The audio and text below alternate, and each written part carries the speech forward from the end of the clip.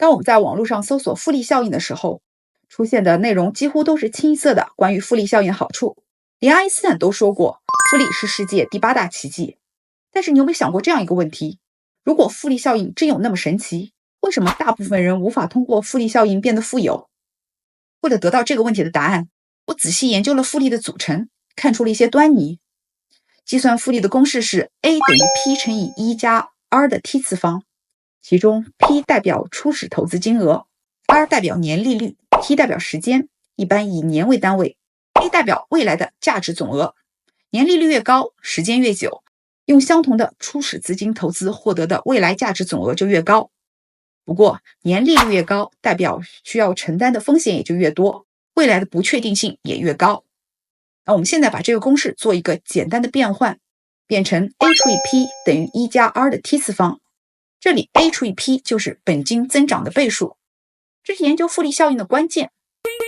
假设你现在投资5万美金，希望未来的价值总额变为100万，和现在投资3万元，希望未来变成60万，增长的倍数都是20倍。那么问题就可以简化为，如果你希望本金增长20倍，那么年利率 r 和时间 t 各应该是多少呢？当你只做非常稳健的投资，假设年利率是 4%， 那么本金增长的20倍就需要77年。就算你从20岁开始投资，也需要等到97岁。我的天哪！以当今人类的预期寿命来看，大多数人都等不了那么久。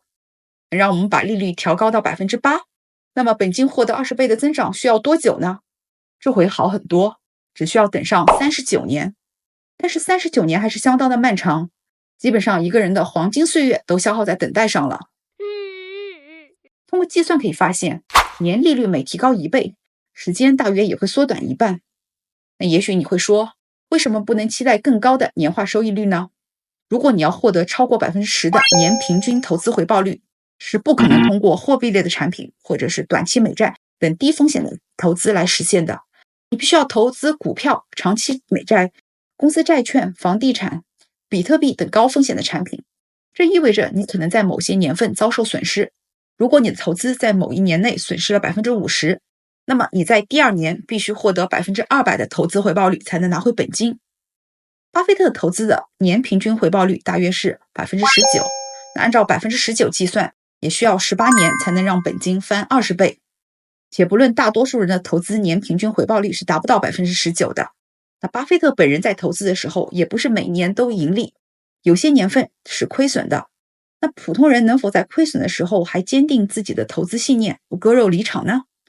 并且在近20年的时间里，能做到每一次股灾、每一次衰退都坚持住。如果不能做到，任何的一次放弃都可能让自己前面的所有努力功亏一篑。我们可以看到，阻碍人们受益于复利效应的最大的原因就是人类的生命不够长，没有足够的时间等待。而通过承担更高的风险来获得超额收益率，可以突破这种漫长的等待。但是这又和复利效应的本质相冲突。复利效应的本质是通过相当长的时间，让微小的改变获得指数级别的增长，最终达成巨变。这种微小的改变必须是正向的，并且足够稳定。例如 4%、8% 的年化收益率，最终的结果则是本金可以增长数十倍。那我们就陷入了一种两难，难道真的就没有办法在不承担更高风险的情形下缩短投资的时间吗？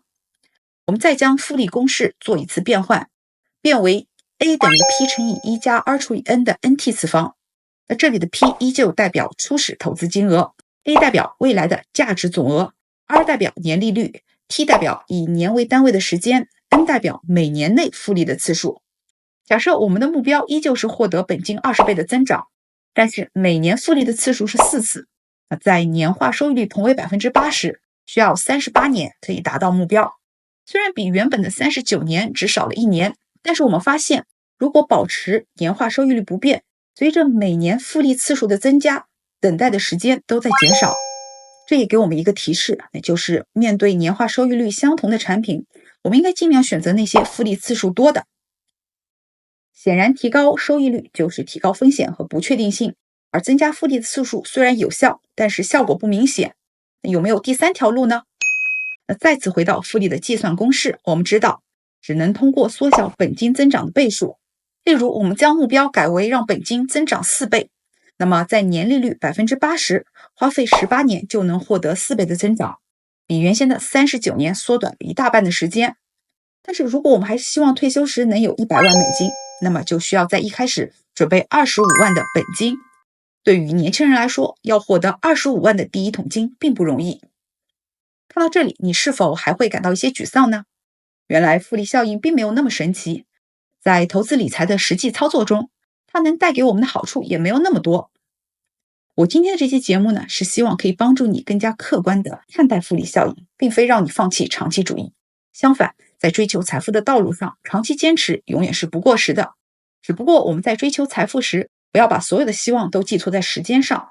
相比于漫长的等待，我们还可以做很多的事情。通过今天的分享，我们知道要缩短等待的时间，最好的方式就是增加本金。而增加本金的方法有很多，例如我们可以不断的学习，提升自己的专业技能，去获得更高薪的收入，也可以寻找多个收入的来源，还可以管理我们每个月的支出，来获得更高的储蓄。复利效应也不仅仅局限于财富的积累，它能够帮助我们通过每天微小的改变来养成更好的健康习惯、工作习惯和思维模式。这些正向的改变也能够作用于我们财富的积累。好，今天的分享就是这样。如果你喜欢这一期节目，请点赞转发，并且订阅我的频道，打开小铃铛，这样就不会错过我每周的分享了。我们下期再见，拜拜。